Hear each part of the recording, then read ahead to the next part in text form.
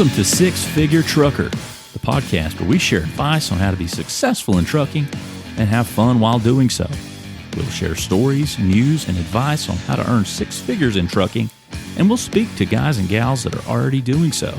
Let's get to the show.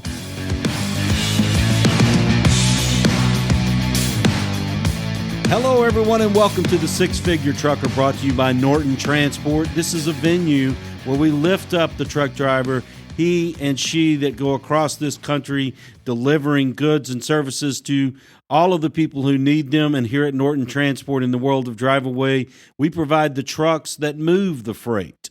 And joining us this evening is Brandon Leigh. And Brandon is, of course, we've got many really good drivers here at Norton Transport. Brandon, certainly one of them, and he's also one of the coolest cucumbers. He's as cool as the other side of the pillow, as they used to say on ESPN there. Brandon joins us now. Brandon, you're in a little bit of a pickle, we just heard there. Tell us what's going on with where you are now.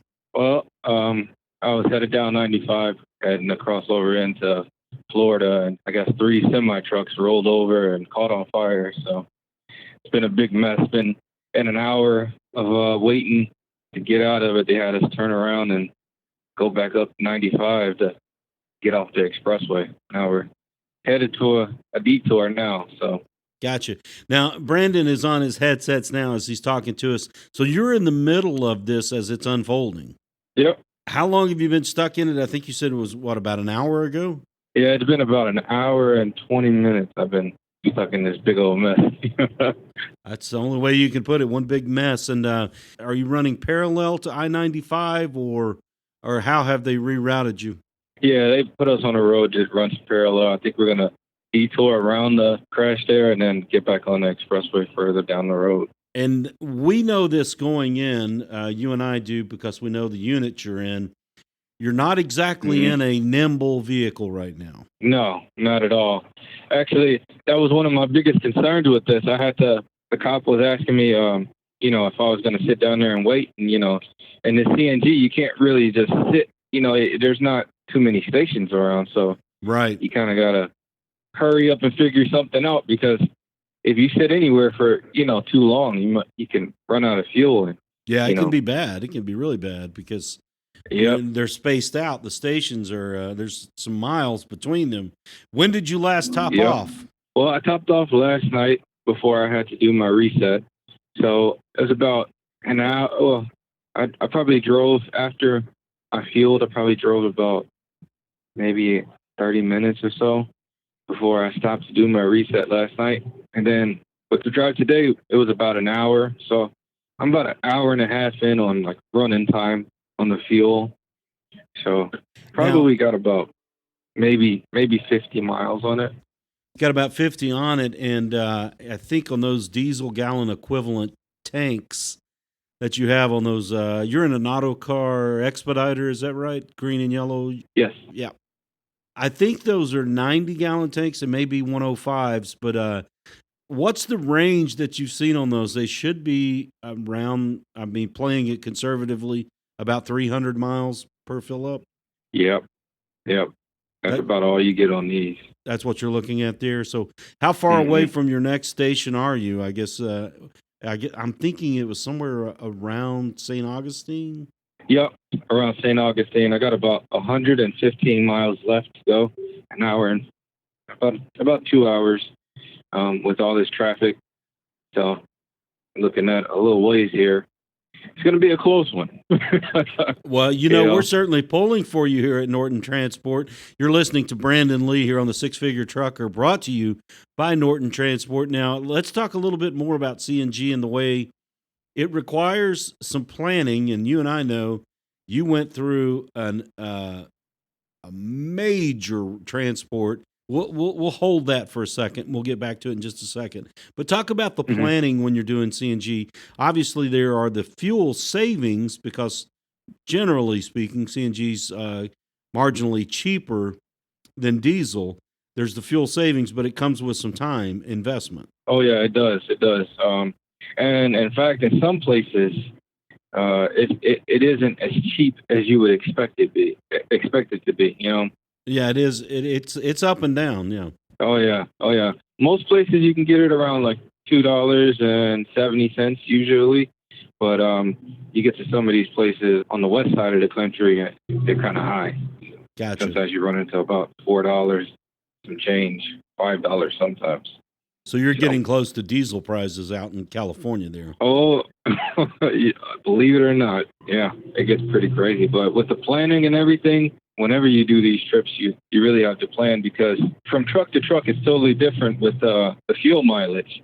So some of them you'll get in them, and they're, like a semi, they'll go, some of them will go 1,200 miles, some of them will go 800 miles. And with these garbage trucks, with the last one that I drove to Washington, that one it was about 360 miles, 370 miles. Mm-hmm. And then this one is completely different. So when you're planning, you just kind of have to find all of the stations that are, close by, and keep them all in mind when you're driving, because when you first get in them, you need to monitor how fast they're burning. Right. The consumption is very important. And do you use the Alternative Fuels app and the Clean Energy app? Yep, I have downloaded that. I utilize that. How helpful is it as far as planning your trip, your next stop, and that kind of thing? Oh, it's very helpful. Usually what I do is before I do the run or anything like that, I look at the route that I'm going to take from state to state and city to city. I just type in, the city that I'm going to be in, and it'll pop up all the locations that'll accept the card that we have and everything. It makes it really easy. Now, are you talking about on diesel and CNG or just CNG? That's with CNG. Right. That's with CNG. Now, we kind of alluded to it earlier, but I'm sure you knew that when we were going to talk on the podcast here, the Six Figure Trucker, brought to you by Norton Transport, that this trip would come up. The one you took, it was a marathon, a monster transport. Tell us about the one you did. I think it was over the Thanksgiving holidays, was it not? Yes, it was. That was a monster. Yeah.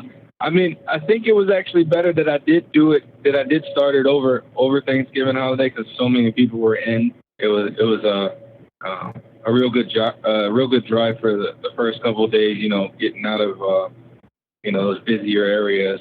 So I mean, it wasn't too bad driving over Thanksgiving. I think it was to me it was kind of a good deal. It was a small sacrifice, but it was a better idea as far as like traffic. Yeah, less cars on the road, dear. But for everybody that hears this tonight on the Six Figure Trucker, brought to you by Norton Transport, lay out the vehicle you were in, how far it was, and what you may have run into along the way. Okay. Well, I was in a Peterbilt garbage truck, natural gas vehicle, and started off. I left out of Georgia, filled up in Georgia. And, well, originally, when I left Georgia, I didn't really realize that how fast fuel was burning. So I got about 40 miles away, and then I saw how fast it was burning. I turned around and went back to Ringgold and filled up there. Then turned back around and started heading back towards the west side of the state, right, through New Mexico. And I'm glad you said that, because I had looked in our system, and I was like, this is odd, but now I know. Now I know what you're talking about. So, yeah, we had put the Ringgold station on there as a good starting point, although it's a little bit out of the direction you were going. You were going west, and then I think your next stop would have been Athens, Alabama. Is that right? I think, yeah, it was. And by the time I made it, about 40 miles out, I saw that it had already made it to half a tank. And I was like, oh, yeah, no, this isn't going to work. I just went on and turned it back around. I was like, no, before anything happens, I'm going to turn it around and get this thing filled up. Like I said, that was my first time, with a garbage truck, a CNG garbage truck. So not knowing the range on them, things like that, I got to tell you, for everyone listening out there that's considering Driveaway as a means of making an income. And what you just heard from Brandon was very smart move. You got to think on your feet, particularly with CNG, by making that turn, going back and topping off the PSI on his tanks. That was a very smart move for the type of transport he was making. And what prompted you to do that? Was it just common sense, gut instinct, prior planning? What made you turn back and top off? Well, with every vehicle that I drive, I pay very, very close attention because, with our pay and everything, fuel mileage is everything. So that's something that you want to pay attention to with every vehicle. That's like my main focus, like how much consumption, what's the MPG on every vehicle that I drive. So when you're looking at distance on the GPS, you see you have about 200 miles to go, and if I've only went 30 miles and you drop a quarter of fuel, you're like, okay, yeah, that's quite a bit, Right. So that's the type of thing that I pay attention to. I pay close attention to how much fuel is burned. Gotcha. It's just a great way to keep track of everything for yourself.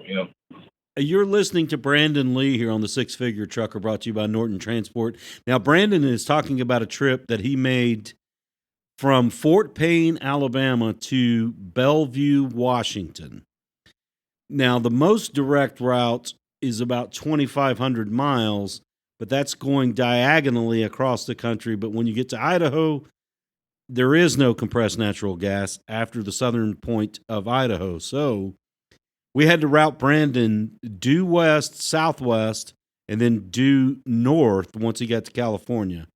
And Brandon, correct me if I'm mistaken, but from what I last saw, you traveled about 3,180 miles in a Peterbilt garbage truck. Is that correct?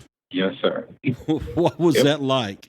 I think was it 5 or 6 days? It ended up taking me around 6 days of driving, 7 days on the road, just because of having to do a reset, 34-hour reset in between driving all the way there. So it was definitely an experience. We both know it was a new truck, but how comfortable was it? I mean, you're obviously sitting upright in that truck, and there's not a lot of room. We saw the inside of the cab of that truck. Not a whole lot of room to stretch out, per se. No, there was no room in there. There's really no room for your legs or anything, and there's no room, really even to rest your arm. How tall of a guy are you? I'm only 5'7". Right. So it wasn't too bad as far as getting cramped up, but you're not going to stretch out in that. No. Yeah, and I mean, even for me, I could bump my legs on part of the dash that would hang out. It was really a very uncomfortable ride, and most people, I'm not sure if most people know, but all these garbage trucks, they have the stiffest suspension. Mm-hmm. So riding in these things are like being on a roller coaster. If you go over a bump at 60 miles an hour, you better have on your seatbelt. Yeah, I bet. I bet. Yeah. And as far as this, we were talking about the fuel consumption and the range on these CNG tanks. Let's talk about the speed. Obviously, there's a correlation between how, obviously, if you put your foot through the floor, you're going to see that CNG drop considerably. But these trucks, what are you, 58 to 62? That's about max on them, isn't it? Yeah. From what I've seen, the max is 60 miles an hour on the garbage trucks.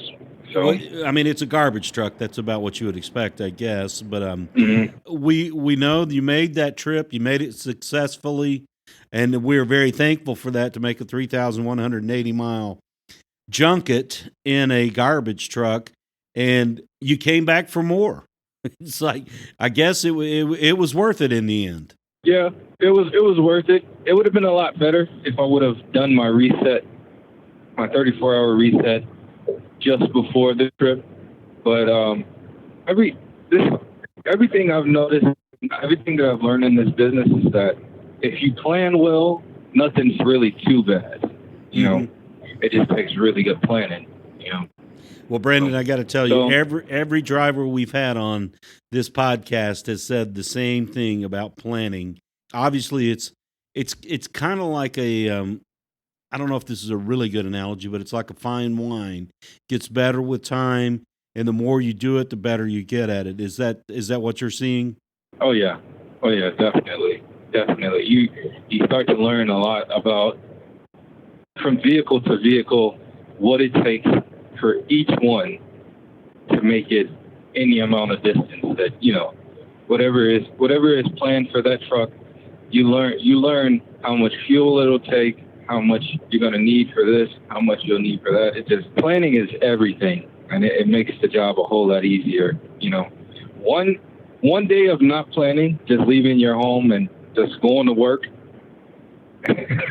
you could cost yourself so much money just without planning, and that's really what makes the job. We talked to another driver, and he was kind of speaking to what you were talking about here on the podcast. And he goes, some people play checkers, some play chess. I mean, when you're a driver, when you're an independent contractor and you're in Driveaway, if you play chess, you're going to see the rewards much more so than those that just jump in the truck without a plan.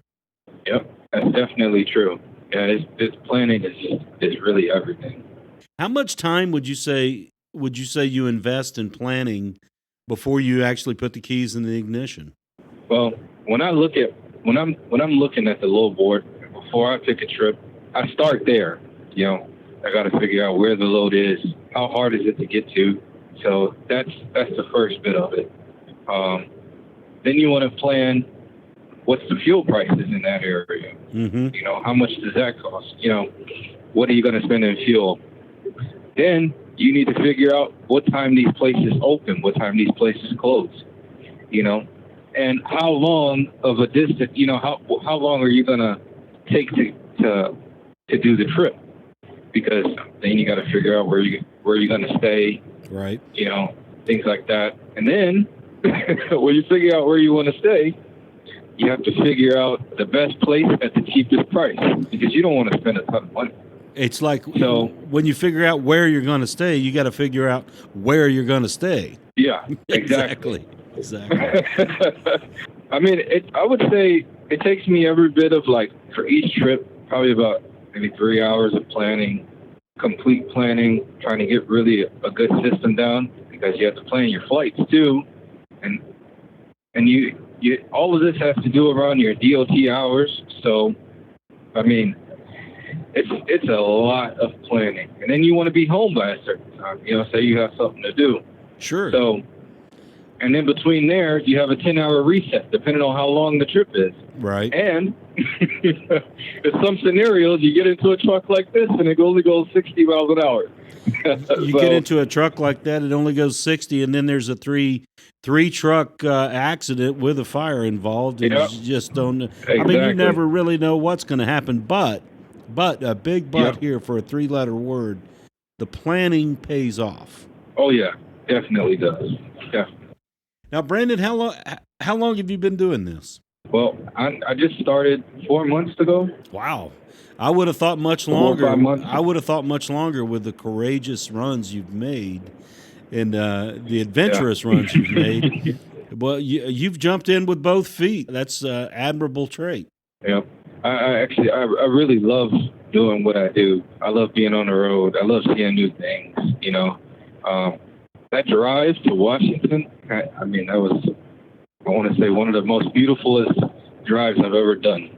The things you see going through California, up to Oregon and Washington, it's amazing.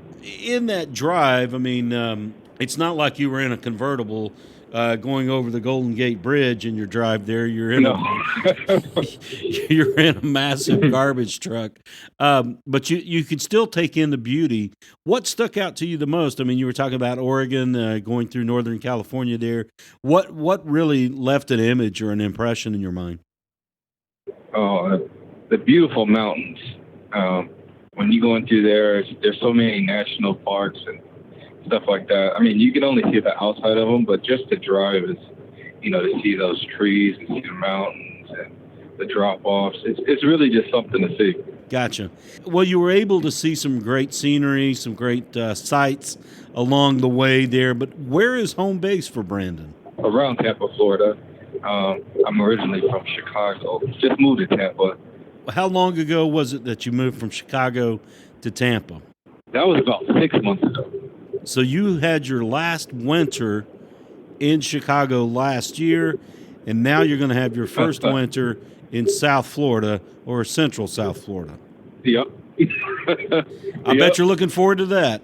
Oh, man. I love it. I love every minute of it so far. We've been having 70-degree weather so far. Yeah, you can't beat that. But not to diminish Chicago. Been up there a couple of times. I want to get your impression on Chicago as a place to live. Great city, except for, as they call it, the Windy City. How did you deal with it, the weather there in Chicago? Oh, well, I was born there, so personally, I never liked it. I've been wanting to leave Chicago, since I was younger. My aunt brought me down to Florida. I just couldn't get my mind off it since I left. So, just the cold weather, the ice and the snow, and before this, I was a diesel mechanic. Okay. And I would be working outside a lot, You work for Amazon, right? Diesel mechanic for Amazon? Yep, I work for Amazon, and I work for a Freightliner dealership. So you're no stranger to the big trucks. Oh, no. No, not at all.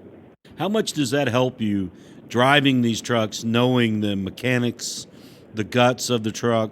I mean, some people may see a sense of panic if something happens on the road, but I'm guessing for Brandon Leigh, that's not the scenario because you kind of have a good understanding of what's going on.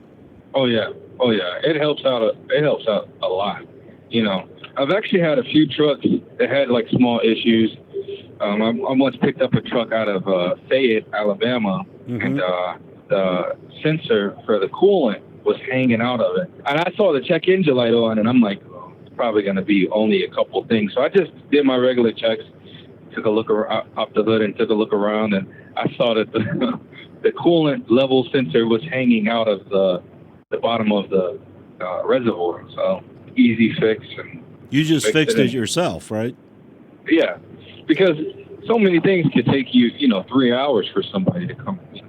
Oh yeah, come out and it gets do something so small, and it gets so incredibly expensive for something so small when you were able to fix it with your two hands. Yeah. Hey, we thank you. We thank you for that too. I mean, it goes a long ways. I mean, in the whole course of the transport, we certainly thank you for that. Wanted to ask you now, what moved you to Tampa? Was it something particular, or just said, "Hey, I like this place"? Well, nothing really particular. I have a family down there. I have an aunt down there and a cousin who lives there. And before, I would go down there, in the summertime sometimes to visit my aunt. And I don't know, I really love the palm trees and the sunshine and, everything like that. So I just made the move as soon as I figured out what I really, really wanted to do because, moving across the country, that's kind of a big deal, Oh, absolutely. You got your whole family. You got most of your family in one place, and I moved all the way down to Florida by myself. So it was just something I really wanted to do, and I thought about it for many, many years before I actually did it. And I was never too sure about it. Even from the moment that I left, I wasn't too sure about it. And then when I got down there and, got my house and everything, I realized that it was probably one of the best decisions I've ever made. Now, how close to the water are you? Oh, I'm probably about maybe 10 blocks away from. Oh, man, you're living large there. Yeah. So on a good day, if you wanted to, you could walk to the beach or to the bay. Oh, yeah. Now, are you closest to the bay or the beach? There's beaches and bays around me, but I'm pretty close to both of them. They're all spaced out like right along. Because I live off of. I'm not sure if you're familiar with Florida area, but I'm right off of 19. Yeah, and, there's a place down there in Tampa, Paso de Grill Beach. I don't know if you've been down there. It's a great beach. I haven't been there yet. Yeah, it's a great public beach right down there. One of my favorite beaches to hang out at, and of course, if you've had much time in Tampa, I'm trying to think of the name of it. It's escaping me now. Wait a minute. The Cuban district. It's what's the name of the Cuban district down there? Ybor City. Ybor City. Just came out. Oh, okay, Ybor City. Yep. Have you been down to Ybor City? Oh yeah, that was actually my one of my first experiences in Florida. Yeah, Ybor City is a real good time. There's a lot of stuff that happens down there. A lot of clubs and bars and things like that down there. It's a nice place. It's got a cool feel to it. Yeah, only at night it gets a little sketchy, but I got you. Other than that, it's a real cool place to go. I got you. Now, Ybor City is known, obviously, for the Cuban culture and the cigars down there. Are you a cigar guy? No, I'm not. I didn't even know about that. Well, if you've been to Ybor City, you probably learned pretty quickly, since in the main strip down there, just about every other shop is a cigar shop. Yeah. So let's see. As far as your transport tonight, you're in a little bit of a unexpected slowdown now, but you're hoping to make it down to Medley, Florida soon? Yes. I got about an hour until my next fill up, and then I think I should have maybe another 3 hours to go, three and a half hours to go after that. So I'm hoping to make it tonight. I think I should be able to make it. Well, that's going to be a pretty good transport from you, and it's obvious when you put the pieces of the puzzle together that you thought this one out, going down to Medley, Miami, and you can shoot back over to Tampa. Is that the plan? Yep, that's the plan. Usually with trips like this, whenever I have something going to Florida, I'll have maybe my girlfriend come and she'll pick me up in either city, wherever I'm at in Florida. She'll just drive there and pick me up. So that's the nice thing about getting those going back home. So that's a good girlfriend there too. Yeah, amazing. Never complains about it either. That's a really good girlfriend there too. I mean that cuts down on your expenses and increases your profit if you've got somebody significant in your life coming to pick you up there. Yeah, it's very, very, very helpful. She will pick me up anywhere. I mean, she's even had to come and get me from Tennessee before. Coming from Florida? Yep, coming from Florida. Oh, wow. Now, did you meet her once you moved down to Florida 6 months ago, or did you know her before? I did meet her then when I moved down to Florida. So it's obviously going well. Yeah, going really good. Well, fantastic. Now, you said that you made the decision to move on your own down to Florida. Had some relatives down there. Do you have a family of your own? No, not single anymore, but no, I don't have any kids. Actually, birthday is Saturday, as a matter of fact, tomorrow. So, no kids, no family or anything, just me. Gotcha. Now, you said whose birthday is tomorrow? Mine. Oh, your birthday tomorrow. Well, happy birthday, Brandon. I thought you were saying it was your girlfriend's birthday tomorrow, but happy birthday to you. Thank you. Fantastic. So you're going to spend it in the garbage truck. Fantastic. Yep.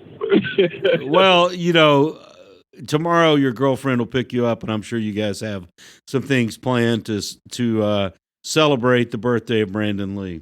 No, tomorrow I'll be in the dump truck. Well, you'll deliver. You should deliver tomorrow morning sometime. No, I have another load tomorrow. I pick up a dump truck out of Fayette. Oh, tomorrow. a dump truck. So, okay, yeah. Okay, yeah, I got you. So you're just going to work right through your birthday. Yeah, I'm going to work tomorrow. I'm going to work Sunday, Monday, Tuesday. As you get older, birthdays, they become less important. You just gotta stay busy. You gotta get things done. I'm one of those guys. I'm just a big worker guy. I like to work and stuff.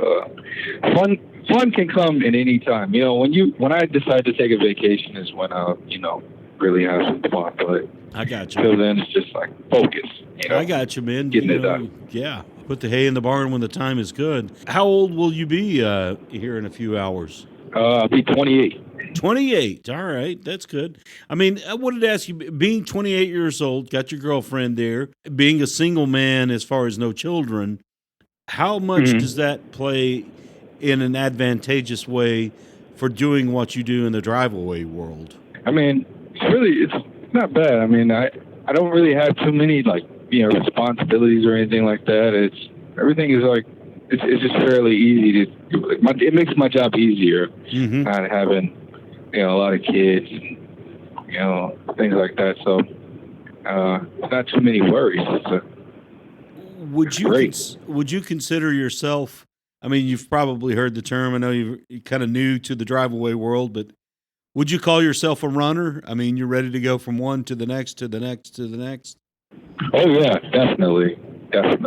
As a runner, do you do your planning when you're sitting in the hotel room? When do you have your time to do some clear thinking? Usually, when I'm running like that, I do all of my thinking when I do my 10-hour reset. I mean, I've never been a person that could sleep 10 hours like that. So usually the 2 hours, I'll use 2 hours or so to do my planning for the next day and figuring out like that. Now, over the course of my reset. During your reset, and you're talking about doing your 2 hours of planning, are you a person that it's like, I have to do my planning, know what I'm going to do tomorrow before I can sleep well? Is that something you got to do? Oh, yeah, definitely. Because if you, like I said, if you don't do your planning, it'll change your whole day. Your whole day will just be like it's like a free fall. You'll end up where you end up at any time. There's no planning involved. So, I mean, I guess you like to get in front of it, make smart decisions, and control what you can control. And when you don't, with like CNG trucks, if you don't plan, that's how you have so many breakdowns or where people run out of fuel and stuff, because people don't do their planning, they don't pay attention. So this job takes a lot of planning and attention. How much confidence and I guess mental acuity did it give you making that 3,180-mile run to Washington to make other ones? I mean, did you feel like walking away, it's like, if I made this transport, I can make any transport? Oh, yeah, definitely. Because fueling stations, and believe it or not, we had a list of stations to go to. See, there's a lot in that, because I ran into one that didn't have fuel. Was this in California? It may have been in California, but it was completely out of service. Right. And you run into things like that a lot. I mean, I had one last night. They had 4 pumps there. 3 of them were down. They only had one that worked. So that's why I say you have to plan very, very well, because if something doesn't go right, then you got to be prepared to go to another place, or try to make it to another place, because you get a lot of stations that may be out of service. You just got to be ready for anything, I guess. Yeah, you do. You really do. So what did you do in that situation when the station was out of service? Well, I believe I looked up another one. I found another one that was closer. So from what we're hearing from you, it's not just planning, it's being resourceful. Yep, definitely. Now, you just have to be able to think on your feet, You have to be able to, if this doesn't work, you got to figure something else out. Did your past as a diesel mechanic, did that help you as far as that component of being able to think on your feet? Oh, yeah, definitely. Because, being a mechanic, you always run into issues where you might be doing a job and you don't have the correct tool to do the job. So you have to figure out another way that you're going to get that job done. If you can't get the tool, you have to figure out a way, to get the job done. There's no other choice. So being a mechanic definitely taught me that, there's more ways that, you can get a job done, effective. You're listening to Brandon Leigh, who is soon to be 28 years old, will be 28 years old by the time you hear this, here on the Six Figure Trucker, brought to you by Norton Transport. He's dropping some knowledge in his short 28 years that he has learned. And a lot of that comes from what Brandon has shared with us, his work ethic that he has, and he's a runner, so he's not afraid to take load after load, of course, abiding by the principles and the requirements legally. So, Brandon, refresh us. Is it 10 or 11 hours that you guys can drive? It's 11 hours. 11 hours that we could drive. That's 11 hours with if you're transporting property, not passenger. 11 hours with a 30-minute break. Gotcha. So do you prefer to drive at night, overnight, or in the middle of the day, in the early morning? What's your best time to get the miles down? See, and that's another thing that comes all with the planning of the trip. I prefer to do nights just because you can avoid the way stations, but sometimes it doesn't work out that way. Sometimes you with certain trips you have to do it during the day just because of the simple fact that you have different places have different drop-off hours. So, and depending if you're running and you want to drive overnight because you can always drop off early in the morning and always make your flight. So me, I love to drive. I like to drive at night just because I like to run. I can always drop off early that morning, get on a flight, and get to the next run. It's almost like, I don't want to put words in your mouth, but it's almost like you can get more done, do better thinking in the middle of the night when the traffic is, minimal compared to the, the rush hour of the day. Is that the way you look at it? I mean, as far as like, Yep. I can get more value out of driving at night. Oh yeah, you definitely cover a lot more ground because when you're going to places just like coming down to Florida or coming south, not only do you hit way stations, but you hit agriculture stations where you have to stop there too. So when you have to stop at all these places constantly, and you get 100 other trucks that pull in there too, that's a lot of time that you're losing. And if you stop at 4 or 5 way stations, during the day, that's you waste about maybe 2 hours of your day in the line of a way station. And time is money. Yeah, exactly. So the way I think about my job is the faster I get it done, the more I get paid. So that's why for me it's better to drive at night. I got you. Now, we know the time that you like to drive, driving overnight in the night hours. What about the type of vehicle? I mean, I know personally from my account, some of the trucks that you've driven for us. You've driven garbage trucks. You've mentioned tractors. Is there anything that you're like, I'm not going to drive that unless it's the last resort? Yeah, I try to make dump trucks my last resort. What you're about to get into one. Yep, I got 2 of them this weekend, as a matter of fact. Now, why is that? Is it for the obvious reasons there?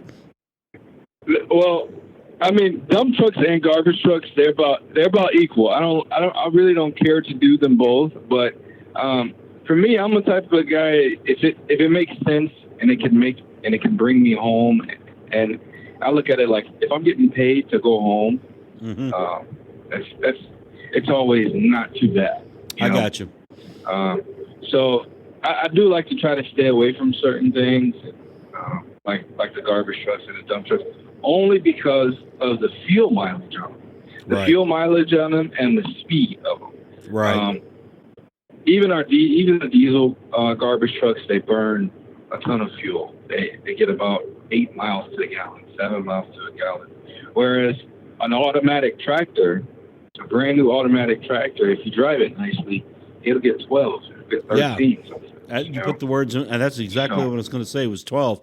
I'm guessing with the unit you're in now, the size of that auto car expediter with about 90 DGE on the CNG tanks, you're getting about 5 miles to the gallon? Yeah, I would say so. I would definitely say so. Mhm. Well, we set you guys up a little bit better as far as the surcharge on the fuel on those type units. And I liked what you said there about if it makes sense and it gets you home. I mean, it's really, I mean, if I understood you correctly, it's immaterial what type Right. of vehicle. Mhm. Yep. No, it doesn't. And getting home, getting home every day saves you money. You have to think about it like that too. Right. So that's also in planning too. Like when I think about coming home, I think that's one less hotel I have to buy. All right, so that cost is cut out. Flying somewhere to come get a load to bring it to Florida. Now I could pack my lunch for that because I'm coming back home. I don't have to buy out the entire time. So there's savings there. That cuts down on the Uber when I make it home because I have a ride to come home. You got that girlfriend. Exactly. So all it costs me is gas money in our vehicle. So it makes things a lot easier, and even if it pays a little less, it helps out where I don't have to pay for food, and I don't have to pay for travel, and I don't have to pay for all these extra things that ate up all of the extra money anyway. I got you. You're a big picture guy. You look at the big picture. Yeah, definitely. Now, you've been in Driveaway for 4 months with Norton Transport. How did you step into Driveaway? I mean, being a diesel mechanic, what was the step that, or the bridge, I guess, that got you into Driveaway? Well, I met a guy who worked for Norton, and I asked him one day, I said, how do you like that? He said, man, I love it. He said he makes his own schedule, and the pay is good. He said I would try it out. I said, I think I'm going to try it out. So I made the phone call immediately, almost immediately. And I got right in. Yeah, I don't regret it. That's for sure. Well, that's fantastic. We're grateful to have Brandon Leigh here with us on Norton Transport. You're listening to the Six Figure Trucker, brought to you by Norton Transport. Now, Brandon, I got to ask you this question. You kind of touched around it, and one thing that comes up a lot when we talk to drivers here on our podcast is the word freedom when it relates to Driveaway and Driveaway with Norton Transport. Is that something that really holds a lot of value for you? Yes, it does. See, I'm a busy guy. I love to work, so I'm always running. But when I do need time to myself, or I do need to take a day off, or I do need to handle something at home, it's a beautiful thing that it's not an issue, And that is the biggest thing for me, I'm not the type of person that likes to take off at all. But when I need to take off, is that's when I need to do it, Right. And with this business, you're able to do that. That's one of my favorite things about it. I got you. It's also a lot of freedom in just driving and being on your own and not having somebody, standing over you. Right. I mean, you're making your own decisions. Exactly. And you're accountable for your own decisions. That's a big thing too. Sure. You're accountable for every decision that you make. It makes you look at work a lot different. Do you do some quality thinking when you're out there on the open road? I do. What types of things are you able to drill down on when you're on the open road? Really big life decisions. What I want to do. Goals. I find myself mostly thinking about work and what my next load is going to be. But what you get out of that is, your goals. We're all striving for something. So I got you. I really think about, what my next moves are. I like to build cars, race cars. So, I work hard for that reason. What kind of cars are you building now? What kind of race cars? I have a Lexus. It's a GS300. It has like a Toyota Supermotor in it. I got you. I'm working on that now, and that's a big project of mine. And I'm always thinking about that. Always thinking about parts that I need, and things like that. So yeah, that's mostly what I think about when I'm driving. I got you. Now I want to ask you this question, Brandon, because This episode with Brandon Leigh here on the Six Figure Trucker, brought to you by Norton Transport, will hit the airwaves right around Christmas. So I'm gonna ask you a question before a question here, Brandon. Are you a guy are you big into surprises, not surprises to you, but surprises from you? Do you like to surprise people with, obviously we're talking about Christmas gifts and that kind of thing. Yeah, I'm more of a giver than I am. I like to receive presents or anything like that. I really love to I like to make dreams come true.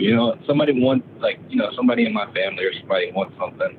Well, since this is going to broadcast, I believe if I've got my timing right, it should be right around Christmas when it comes out. If you can shield your girlfriend away from listening to this podcast, what kind of surprise do you have in store for her?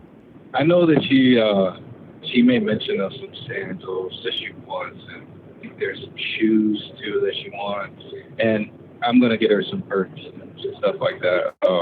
Just little things here and there, right? That she mentioned. How rewarding is it for you to be able to do that, to make your girl happy and satisfied, content on Christmas because of the income that's coming in from working in Driveaway? Oh, it's truly amazing. It's very easy to take care of everything I need to do, to make everything I want to make happen, because there's unlimited work. I can always work. That's another very, very beautiful thing.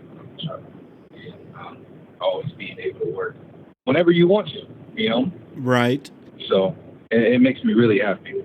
You're listening to Brandon Leigh here on the Six Figure Trucker, brought to you by Norton Transport. Brandon, you're driving some big vehicles right now. This garbage truck came out of a even bigger garbage truck to the one you're in now, slightly larger, the one you took out to Washington, and this one you're taking now. Wanted to ask you, you got a dump truck next. Are you ready to get back in a more conventional, just give me a sleeper, give me a cab and chassis? Are you ready to get back into something more conventional, or are you going to take on another big truck? The truck really doesn't matter to me because work is work, Right. So I'm not really looking forward to any one particular. It is nice when you get certain things like a sleeper or a conventional tractor, or, things like that. It's nice because I'm very familiar with them. I know how much gas they're going to burn. I could plan everything down to a dollar on them. But I'm looking forward to anything, anything that seems like a good idea to me, anything that would work with travel or things like that. I'm really not too picky. You can't really be too picky. You never, without taking risk and rolling the dice on certain things, you would never know how it turn out. Sometimes it turns out better than other times. So I really don't pick and choose that way. I got to tell you, from the standpoint of us back in the office, to hear what you're saying there about keeping your options open as far as the vehicle and what you're going to drive next.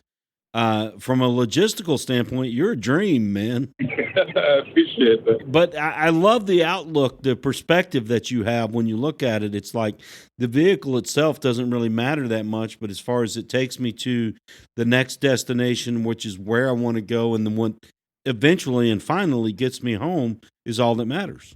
Exactly. Because no matter what, I can't stress this enough. With the planning, no matter what, you'll always come. It almost seems like I always come out around to the same income, no matter what I do. If I take a job that's smaller, that's lower mileage, but it's bringing me home, it ends up being the same thing because I saved in so many other areas. So with every job, you just have to, you can't be like, I don't want to do that because it's a dump truck. I don't want to do that because it's uncomfortable. I look at work like it's work is work. It was never meant to be too comfortable. You know what I'm saying? I go home for my comfort. I go home for comfort, not it's not meant to be at work. When you're working, you're working. I'm working. Yeah. Right. So I don't pick and choose vehicle space. I pretty much just do what makes sense, for me, and it's different for everybody. Well, sure. Well, I mean, it just seems totally logical to me and sensible to me, the way you look at it, where you keep your options open. And, from what I'm hearing and what you've laid out there for us, you're a driver who plays chess, not checkers. Mm-hmm. Exactly. Well, Brandon Leigh has joined us here on the Six Figure Trucker, brought to you by Norton Transport. Brandon, I want to leave the mic open to you here as we close out in the final minute here. What would you say to someone who is considering Driveaway transport as their next profession? You've been there, you've done it, and you're doing it right now as we speak. What would you say to someone who's considering it? I think it would be a great decision to give it a try. If you're looking for freedom and time with your family and looking to make good money as well, it's the perfect job for you. The people there, people that I work with so far, they've all been really nice people.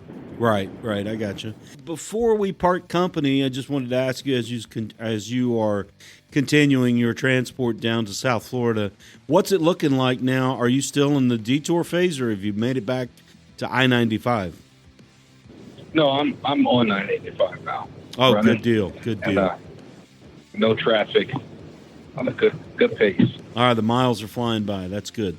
Good to hear. Brandon Leigh here on the Six Figure Trucker, brought to you by Norton Transport. Brandon, from all of us here at Norton, myself and everyone else included, we're very fortunate to have a driver of your caliber and your talent and your outlook and attitude. We appreciate everything you do, and we wish you very well in our future transports, and certainly be careful out there.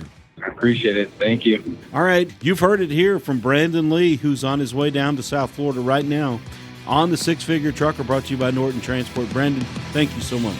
Thank you. Six Figure Trucker is brought to you by Norton Transport. Norton Transport is a drive-away trucking company that customers can rely on. It offers excellent independent contract driving opportunities to professional, courteous, and qualified drivers that can provide the kind of service we deliver. If you're interested in learning more about Norton or just want to subscribe to the show, check out 6-figuretrucker.com. That's 6-figuretrucker.com.